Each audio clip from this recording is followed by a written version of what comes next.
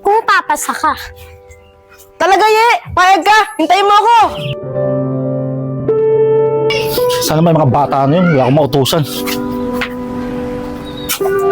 Ito lang pa, tulog na tulog. Kyle! Kyle! Gumising ka nga dyan! Kyle! Kyle!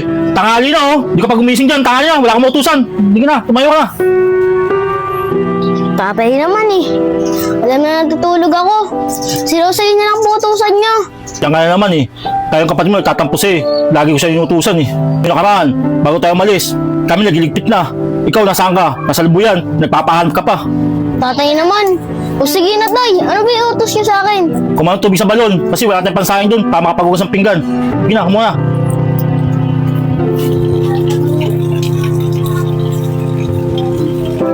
Musta na kaya si Beshi dun? Mamimiss na kaya ako? Siguro hindi na. Kasi masaya na siya sa crush niya. Kasi... Pero siguro, mamimiss niya ako kasi matagal na kami maging kaibigan. Sino kaya yun? Ba't nagsasalita mag-isa?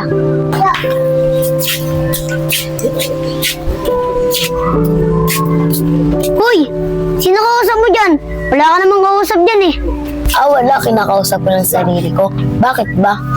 Pwede ba yun? Kinakausap mo sarili mo?